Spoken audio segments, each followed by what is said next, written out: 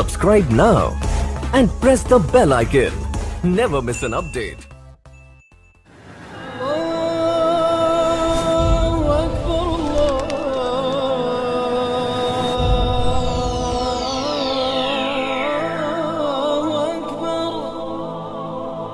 मैं कहना ये चाहता था और ये बताना चाहता हूँ इस वाक़े से कि एक बार रंगीले रसूल का राइटर लाहौर की सरज़मीन पर कुछ फल फ्रूट ख़रीद रहा था, एक दुकान पर बैठा हुआ। जब पाकिस्तान का ये शहर नहीं था बल्कि ये इंडिया ही का एक शहर था लाहौर। एक नौजवान से किसी लड़के ने कह दिया कि ये जो शख्स फल ख़रीद रहा है इसी ने रंगीला रसूल लिखा है, रंगीला रसूल किताब इसी ने लिखी है। उस नौजवान ने कहा कि तुम सही बतला रहे हो? उसने कहा हाँ। कहा कि ठीक है। ये आगे बढ़ा, फल वाले की दुकान पे पहुंचा, फल वाले से कहा, उस लड़के का नाम नईम है, कहा कि फल किस हिसाब के हैं, कैसे दे रहे हो, कीमत क्या है, ज़रा चक्के देखूं, ज़रा छुरी लेके आइए, छुरी लाइए। उसने छुरी लेकर फल तो काटा नहीं, लेकिन ऐन उसी मौके पर जो फल ख़रीद रहा था उसके पेट में उसने चाकुओं से कई वार करके उसको वहीं ठंडा कर दिया, मार डाला।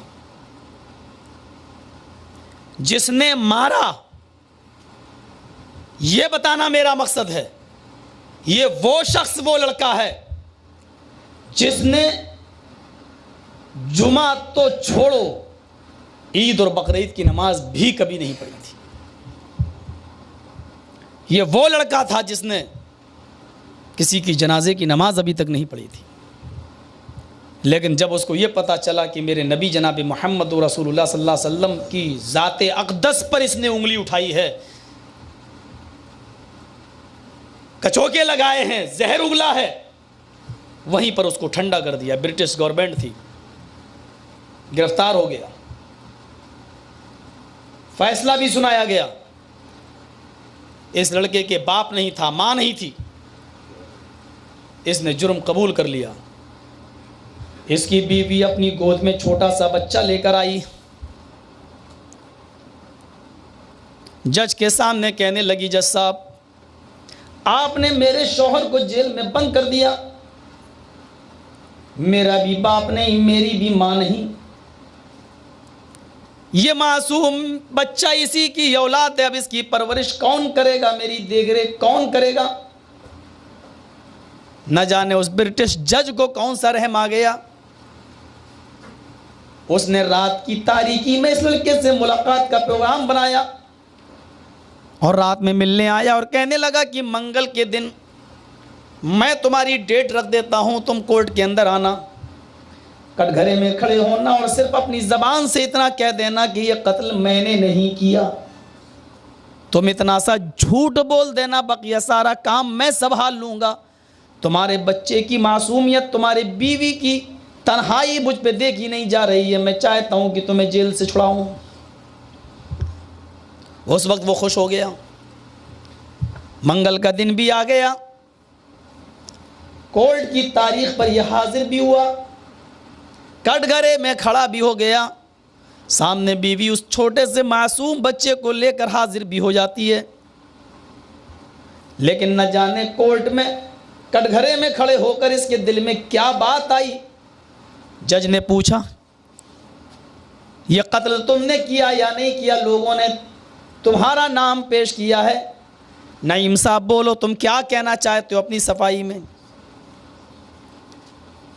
और इस नईम का जवाब ये हुआ, जज साहब मैंने बहुत गौर व फिक्र किया, आपके समझाने पर भी मैंने बहुत अपने दिल को समझाया, लेकिन मैं इस नतीजे पर पहुंचा हूं कि मुझे इस कटघरे में झूठ नहीं बोलना चाहिए।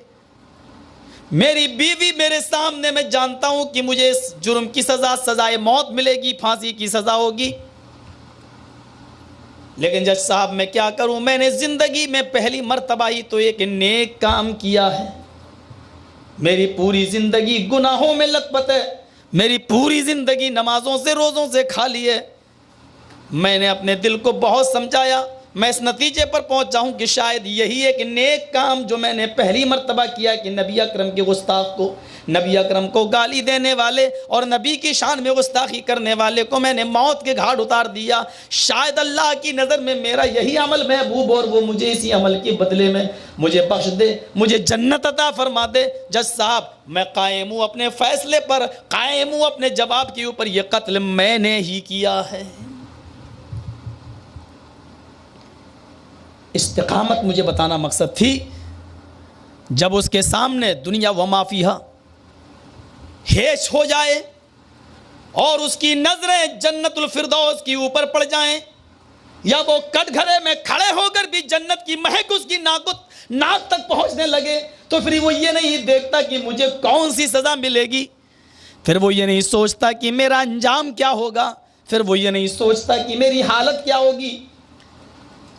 बीवी खड़ी हो गई, कहती है कि जज साहब ने जो तुमसे कहा तुम उस पर भी नहीं समझे, अब मेरा क्या होगा? तुमने अपने जुर्म को कबूल कर लिया। और इस लड़के का जवाब सुनो, कहता है बीवी इस बच्चे को मेरी निगाहों से दूर कर दो, बेटे की मोहब्बत कहीं मुझे झूठ बोलने पर मजबूर न कर दे, ले जाओ मेरी आंखों के सामने से।